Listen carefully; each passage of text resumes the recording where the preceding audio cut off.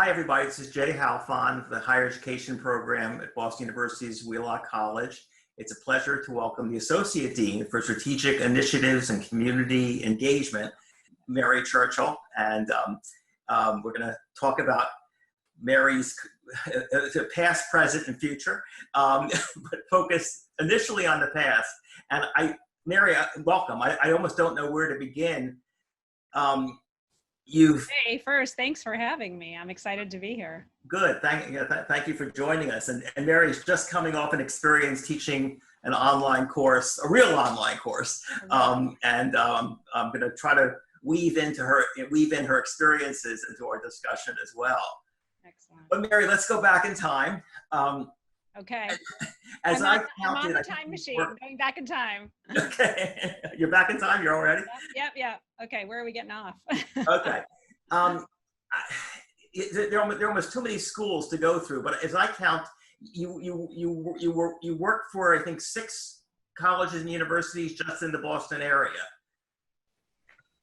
And Emmanuel College, Northeastern University, Bentley College at that point, Salem State University at that point, Wheelock College, and now Boston University. So yes, I believe that's all 6. Yeah, well, it took you a few decades to get through that, I think.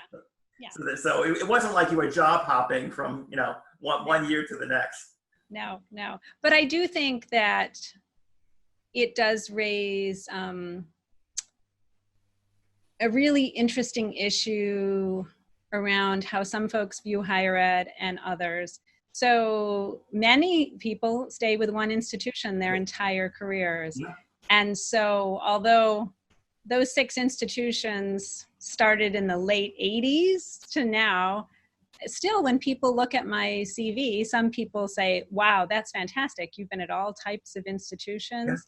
Yeah. And others say, you're not very loyal, are you? So it is a real tension between seeing that as an asset versus a kind of what I consider an outdated model of staying with a single institution your entire career. So I have had to navigate that.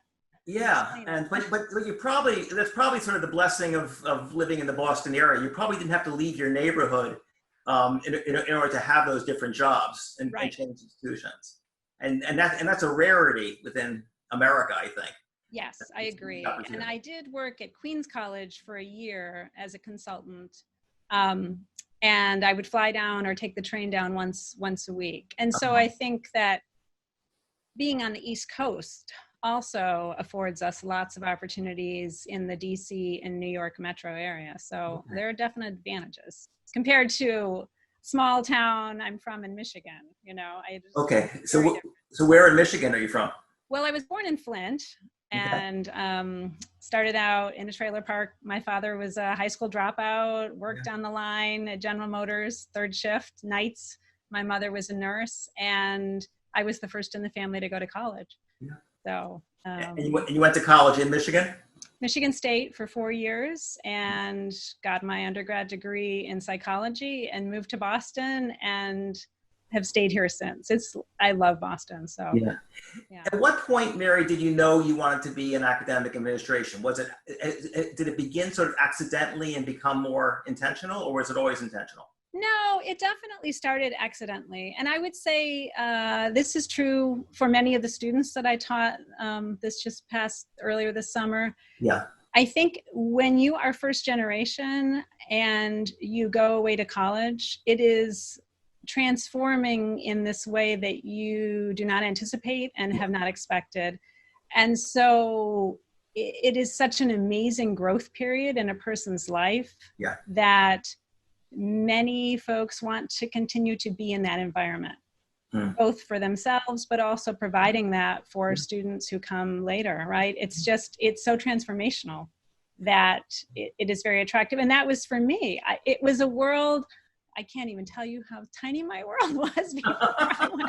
but it was just, every day was so big. And so I came to Boston. I signed up at a temp agency, and I immediately got placed at Emmanuel College. Okay. And for me, that was a kismet, right? And I Yeah, started yeah, out in financial aid and really got to see, I was put in charge of loans yeah, and loan collection, the Perkins loan collection. yeah, And at yeah. that time, Emmanuel served mostly young women of color coming from Catholic high schools, all women's Catholic, all girls Catholic high schools. That's kind of a And niche audience. yeah, and so it was heartbreaking doing loan collection with that type of vulnerable population. Right, right. And it really helped me see how important financial literacy is Yeah. for especially first generation folks who this is the first credit card in the family. Back then, credit cards were not that common. Now everybody has them. But so that I did budgeting courses and taught financial literacy, did workshops for Vietnamese families and students. And that was a really important start for me of having a social justice mission to the work I do in higher ed. So Yeah, just seeing how traumatizing it must have been when students realize they have to pay up on what they thought was sort of a gift in advance, and right. then gift is no longer a gift after a while. Yeah, That's quite definitely. scary. Yeah. So fortunately, you got out of the loan business and moved on into other things. Of all the jobs you've held, what was your favorite job? That's a terrible question, Jay. Yeah, I know, and I'm sort of testing out a theory. I love them all equally.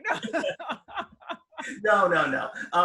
Which one, just almost subjectively, instinctively, impulsively, would you say, "Oh, I really had the most fun in X, doing X"? They've all been really difficult. Yeah, difficult. That's they've had their joyful moments. Yeah. But I think that the work is so important, and it's gotten more difficult over the years rather than easier. It's gotten more complicated, more regulated, more expensive, and more crucial. The more information we know about life chances and health outcomes and everything else, we know just how important it is, and that it can't be a luxury. So I think that I would love to say Salem State, because we had an access mission. We were serving 40% of our students were Pell eligible, really the most vulnerable students I've ever served, but also the most resource-strapped institution where I've ever worked. So the needs were great, and we had no money, and people were underpaid. Yeah. So it was heartbreaking, because you knew the work that had to be done, and at your very best, you could reduce the bad rather than do the good. So that was really heartbreaking. But I learned so much, right? Yeah. And I felt that the work I was doing was incredibly important every single day. I think of the president of Bunker Hill Community College, Pam Ettinger. She says similar things.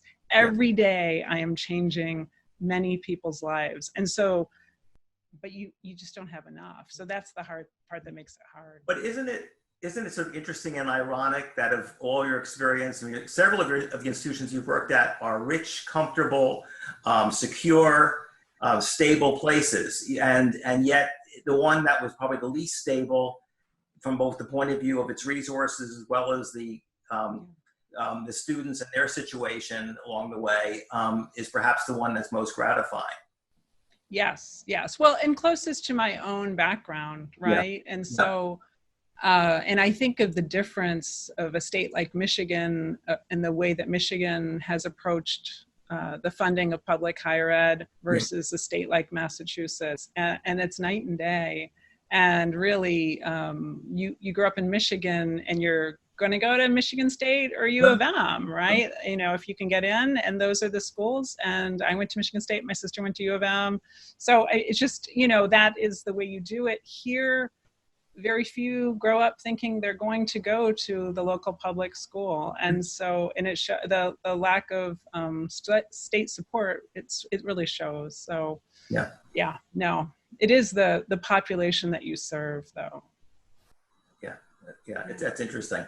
No, and I think your point about the uniqueness of Massachusetts, where private higher education really does reign supreme, which doesn't always correspond to access and social justice in the same way you might feel in other states. Definitely. But, yeah, hopefully they do provide opportunity, but yet it's Right, it's right. only part Well, of. I think Massachusetts, when I was at Salem State, I think Massachusetts was ranked number 48 or 49 out of 50 for funding of public higher ed. Yeah, yeah, So yeah. it was, and it's like a secret, right? When I found out, I was shocked. So. Yeah. Well, I think the historical belief is that why do we have to fund public higher education? We have so many good private We have schools. great privates, right? And they represent the majority of students, which I think is the only state in the country where the majority are private rather than public. Yeah. And I think the publics pay for that. And for those who don't know, Salem State University now is a regional public school on the North Shore of Massachusetts in an otherwise fairly affluent area. Yes. So yes. even there, it stands out in contrast to sort of the success stories that have occurred on. But I would say poverty on the North Shore is deep poverty. The food pantry in Gloucester is one of the most heavily used food pantries in the state. So the divide between the very, very wealthy and the very, very poor is stark. Multi-generational fishing and lobster families who've had their industry gutted. And so, and the opioid addiction has hit the North Shore very, very hard. So it's very similar to Maine in that sense. Yeah. Exactly. So, so that was very rewarding, but I wasn't able to do much, right? So it's that's the part that I think is really challenging. And at a place like Northeastern or Boston University, there are lots of opportunities to do really cool, innovative things, and you can share your best practices learnings with an institution like Salem State, right? Yeah. Because they don't, and that's where I am now. How do we at BU Wheelock try some things out, learn some new things, and then share it with folks at Salem State and institutions like Salem State who cannot afford to run these experiments and run pilots and try things out and do the research. They don't have the research bench we have. So, yeah, many of us take for granted the fact that we do have, in a sense, the startup funds, the R&D funds, and support to try new things. And the risks are too high at financially strapped institutions to do very much. Right. But talk a little bit, Mary, about your experiences at Northeastern, because you did quite a few things there, including getting a doctorate. So you were working day and night along the way. So in fact, you always seem to be multitasking throughout your career. I think it's this working class background, quite honestly, right? Depending on who I'm talking to, I will talk about my ability to hustle, right? I mean, it's just, I've always got a couple of side hustles going. And then that's how I grew up. I mean, that's the culture I grew up in. Yeah. And even your hobbies you took them very seriously. Right. Right. I've never heard of a doctor and she'd be 15. My father worked on the line. So and we had 4 kids in the family. So everything was an assembly line, right? You broke it down into parts and you did your thing. So I think that was really a part of it. But I have to say, when I took out no loans as an undergrad at Michigan State. It was the 80s. It was very affordable, but I qualified for a full Pell and a full state scholarship. Oh, wow. So I didn't have to take out loans. No debt. I think it was maybe $1,000 a year that I had to pay out of pocket. So I didn't bring debt with me when I moved to Boston. Yeah. And I got a job in a financial aid office. So I found out this amazing thing that many institutions offer free tuition to their employees. Right. So I decided that I wanted to get a master's in sociology from Northeastern University. So I got a job there. I got the job first and then did the master's and was talked into doing a PhD and did that. And so I got the job first. I found the institution where I wanted to get my degree, and then I got the job. So I also went through grad school without any loans. Yeah. But worked the entire time. Taught, worked full time, did my dissertation, and that was crazy. But came back for a completely different administrative job in the College of Professional Studies as an assistant dean. So. Yeah, which must have been very interesting as far as being able to be innovative and creative and on sort of you know, in a high-powered roller coaster ride of, you know, doing new things. So this was, I started there in 2006 and I was there till almost 2010, so about 4 years. And when I started the unit, the college, and I went through several name changes, but the university college Right. had a total revenue of about $20 million a year. When I left 4 years later, it was at $80 million. Right. And so I think I created over 20 master's programs in that time. It was exponential growth. Yeah, that's and it was a lifetime, you know, opportunity of a lifetime. I created so many things. You know, it's like 20 years worth of items on my CV in 4 years. So, what's the coolest thing you've ever created? I think one of the coolest degree programs I ever created was digital studies. Mm-hmm. So it was at the time gaming and video and sound design and interactive media. So it was right in the beginning when institutions were just starting to offer these programs, and we had a hard time hiring people to teach in the program, right? So we had this great young guy who started his own game company. He only had a bachelor's degree, and this was a graduate program, but I had to hire him because no one knew how to teach this stuff. Right. No one knew how to do it. So that was really cool and exciting to be kind of ahead of the industry and ahead of the market, and really be ready when it did kind of hit. And that was exciting. I also created a Global Pathways program for Northeastern with Kaplan. Yes. And that was, at that point, I think Northeastern had under 2,000 graduate students, and I think now they have over 14,000, maybe right around that. And so we went from not even being ranked as high for the number of international students we had to maybe top 5 along with BU, right? And so that was some phenomenal growth in a very short time. Exactly. And it was a bridge program. It was the first in the US to combine ESL and content-bearing undergraduate and graduate courses to bridge non-native speakers, you know, non-English speakers into their academic programs. Yeah. So a transition kind year. Of standard. Yeah. No, and that transition year, I guess, taught English as well as helping the students develop some study skills and familiarity with how to be successful in the American classroom. Yeah. And really framing it that way. So it's not about seeing international students as having a deficit, but American classroom has very specific rules, regulations, and written and unwritten around what we define as successful. And here you need to know how to navigate that. Right. And that's around original research, plagiarism. We also, one of the classes we had in that program for undergrads was Intro to American Politics. Just try to get your head around what is this all about? And how can you be successful here while you're doing your degree program? So, did you ever teach in the program?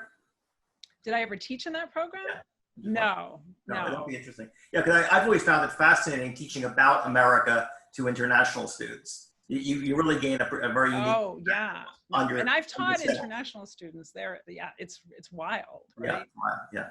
Yeah. Have you taught international students? Yes, I love teaching international students. And in fact, I've designed courses specifically for kind of introduction to American culture and institutions, and it's taught me a lot as far as how to think about America systematically and to the extent possible in an unbiased way, because. I 5 years ago, I would have sounded like I was a chauvinist in favor of America and everything American, and it's American exceptionalism. Now I find myself having to sort of suppress my being, very critical. And well, and before I designed that program, I had taught sociology courses, the American City, things like that. So, and contemporary political thought and different American politics and American sociology courses. So I knew what I thought students should know coming in and what that classroom looked like and what they were going to need to navigate both academically but also socially. Yeah. Did you find the students had a higher persistence and graduation success rate than otherwise they might have? In other words, were the pathway students on a better track towards success in the long run? You know, it's hard to say. I didn't evaluate them compared to another cohort, but typically their English scores were lower when they started in that program, so they didn't qualify for direct entry into the degree program. So it's not a fair comparison. There could be many factors. Yeah. But I saw a statistic a couple days ago. I think Northeastern is maybe third or fourth in terms of international students among research universities, at least, and probably all universities, and is probably over 50% international now, according to, I think, the Chronicle of Higher Education. So it was an important part of its growth and success, and now, of course, is somewhat jeopardized. Right. No, it's a challenging time. Definitely. It is. Okay, so Mary, then from Salem State, you took a job at a school that doesn't quite exist any longer, Wheelock College. The name persists, but the college doesn't. Right. I'm curious, you weren't there that long. Did you know you were coming to a school that was about to shut down?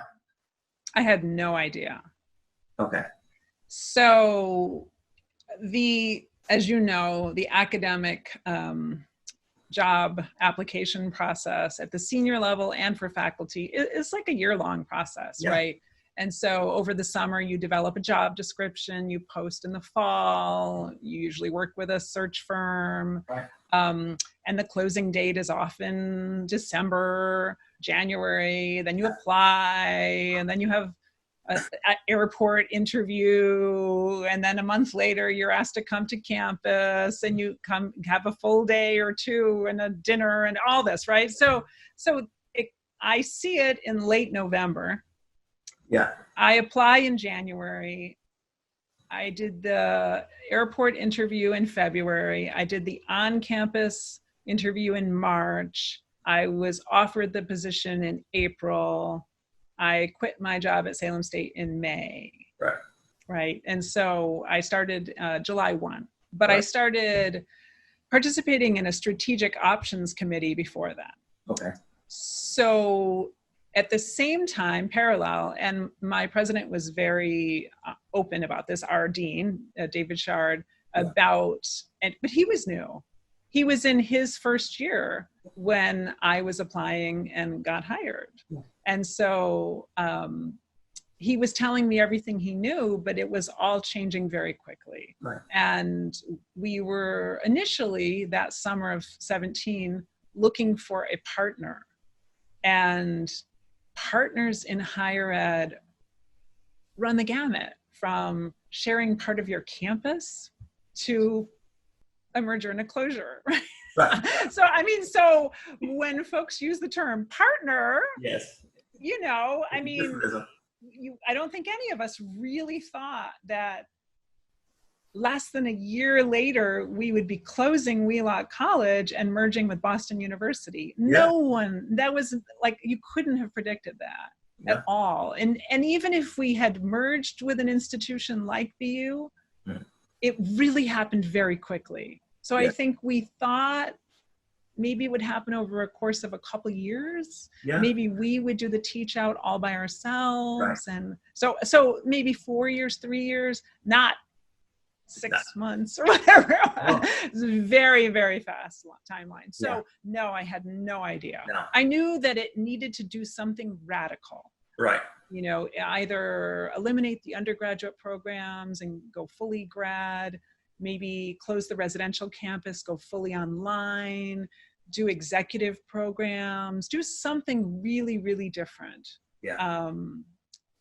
But I didn't know it was going to be this kind of different. and I doubt David Shard did either, given that he moved from Southern Methodist University, which is one of the most, affluent schools in the United States, to one that was now on the verge of, bankruptcy, perhaps. Right. And so he had to navigate and negotiate that. So really the two of you, in that sense, were a little bit, surprised perhaps by the... Yeah, well, and I will say, Jay, so the financials were strong. Yeah. Right. So we closed the books. Without a deficit because we sold the president's house Yes. and Okay. kind of an adjoining property. So we closed the books in the black. Good. But we didn't have another president's house to sell, right? I mean, you can't keep selling your campus away. Right. Exactly. But so we did the budget modeling 5 years into the future, and it was grim.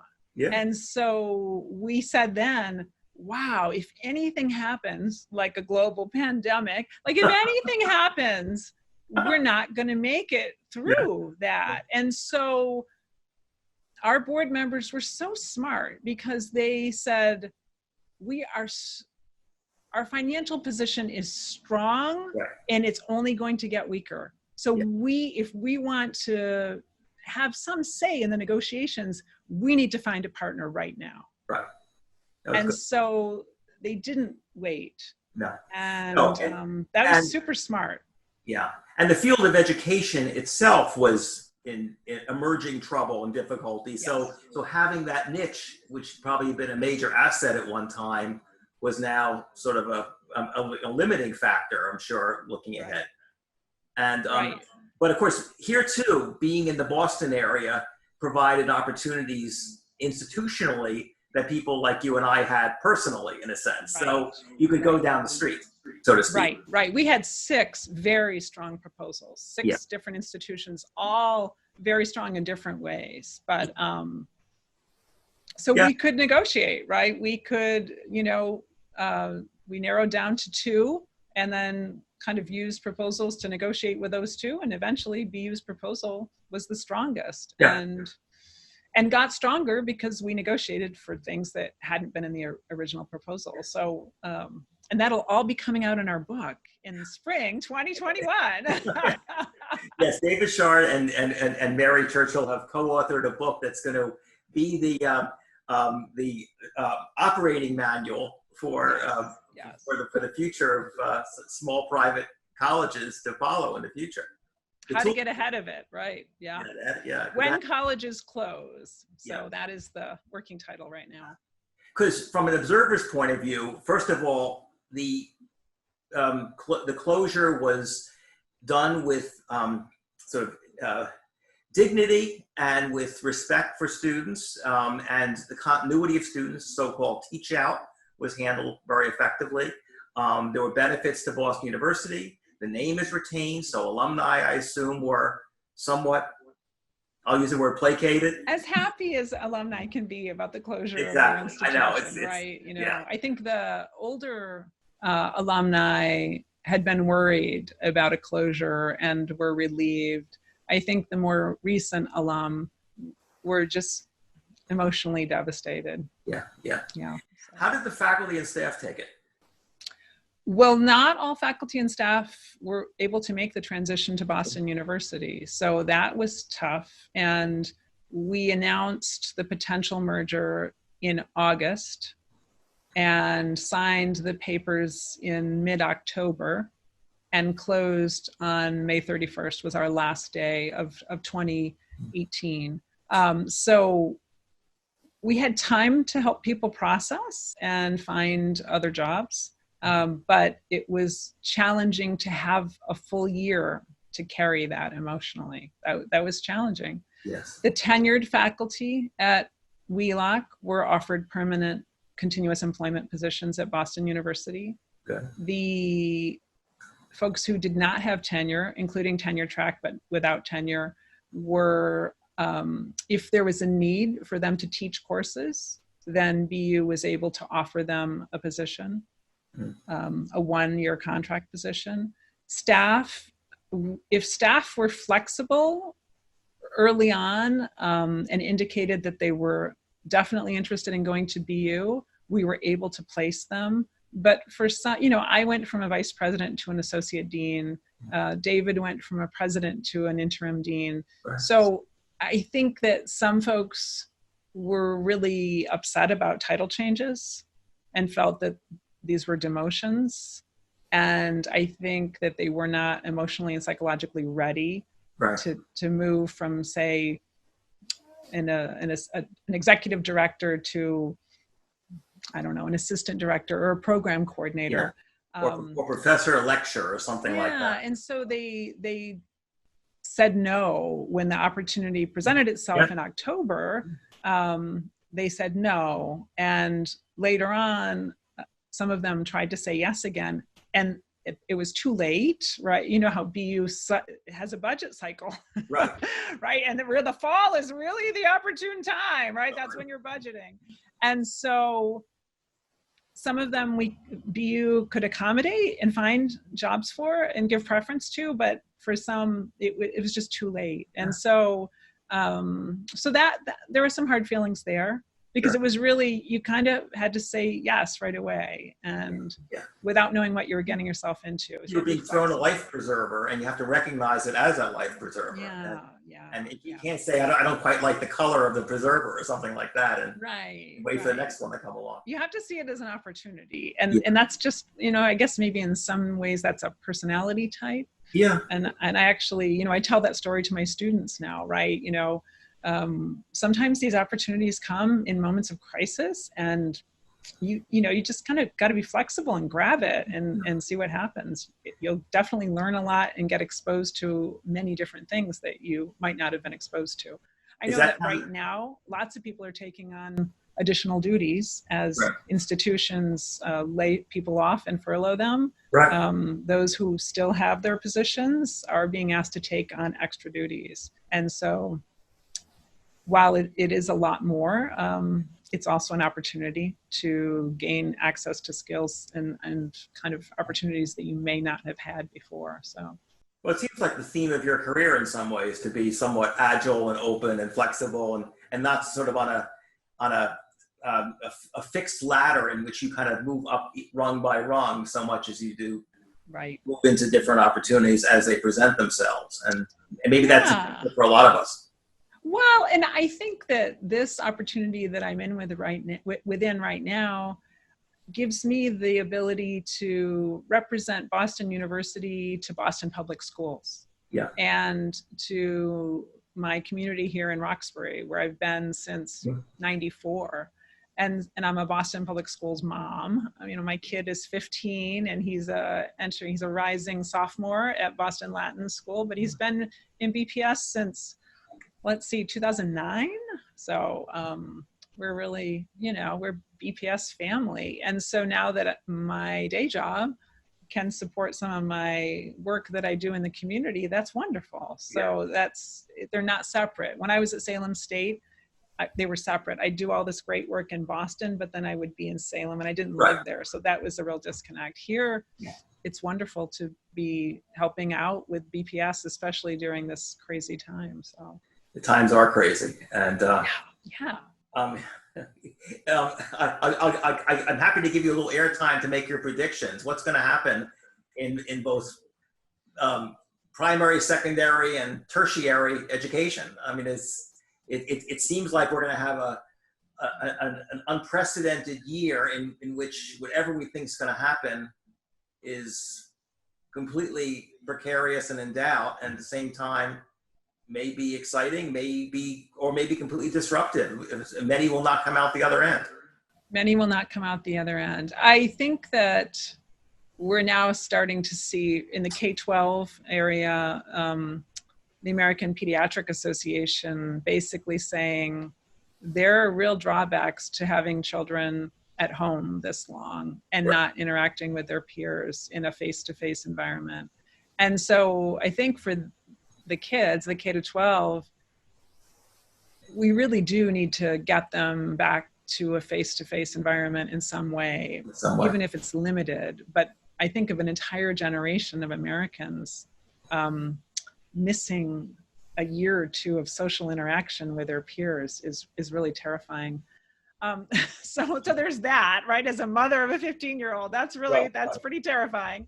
It is. But I also think that, kind of what I said about how transformational Michigan State was for me in the 18 to 22, it's the same thing. This is a huge period in a young person's life. And I think about the most vulnerable students right now. And we think of folks who are housing and food insecure, and for whom our campus is their only home. And I also think about students who are exploring their identities, trans students whose families are not speaking to them, who do not feel safe Right. with their family of origin. Can't go back home. We've become their only safe space. And Yeah. so I think for them, continuing to provide that space for them is important. It's more important than COVID-19, right? Like that's for that young person's life, there is nothing more important. So it's like weighing a whole bunch of bad things, right? You're like, yes, lesser of two evils. Bad and unknown things, because obviously we want to do this in a safe environment in terms of public health. At the same time, we can't simply retreat from our responsibilities and our opportunities. And so it's a terrible dilemma, but it's going to be. So you expect a lot more Wheelocks to come down, throughout our the appearing in the news? Oh, I hope so, because I think of it as a success story, right? Yeah. I know we all know the stories that are not success stories. Yes. That, Yeah. I was up on the North Shore at Salem State when Marion Court closed, right? So so some of these institutions will push to the end when they can't make payroll anymore. Right. And they can't even maintain their student records, and students struggle to get a transcript, right? So it's really, it's not fair to the students, the employees, the local community, the alumni, kind of across the board. And so you said the word responsible with, in relation to Wheelock's merger and closure, and it was really responsible, right? It was, how do we do the caretaking as much as possible of the different stakeholder groups we have, right? We always had enough money in the bank to make sure that our current students could finish their degrees, right? So we had 4 years of operating expenses so we could teach out ourselves if we needed to.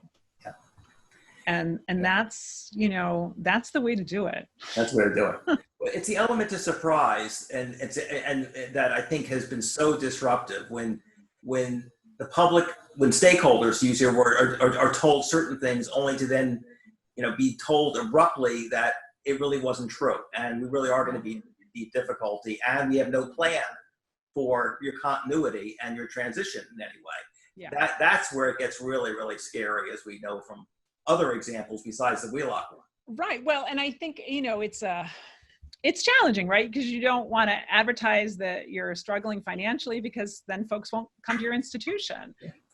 Parents ask me, how do I know if this institution is going to make it? And I say, check the Moody ratings. Yeah. Right? Because they're pretty transparent, and they're pretty, they tell the story, right?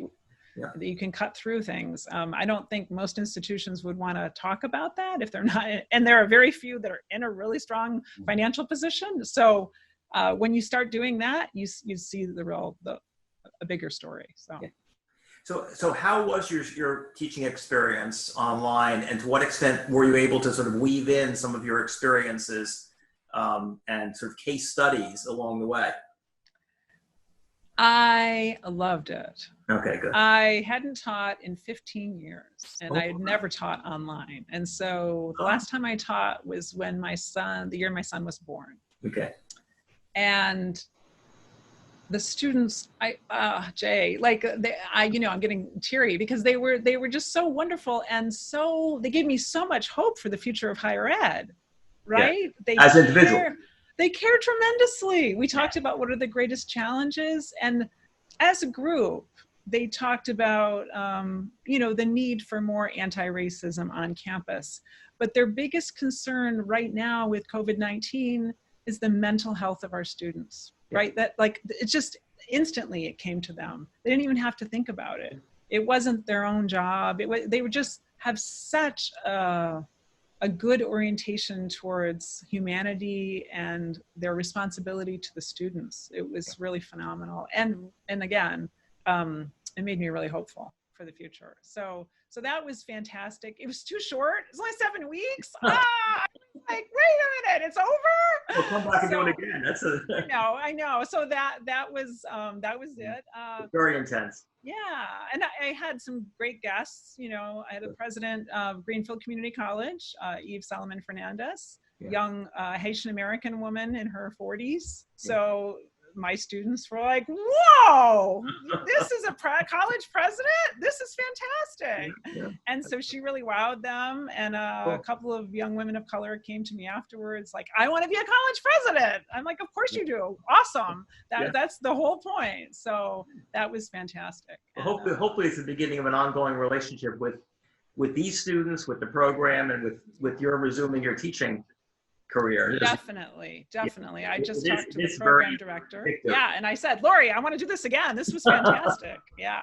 So they were lovely. I learned so much from them, really, about how they're viewing our current situation, how they view the challenges and the opportunities, and just, you learn so much from your students. At least I do. I learned so much about what I'm not seeing and their way of seeing the world, which was really, really wonderful. So that's what I always loved about teaching.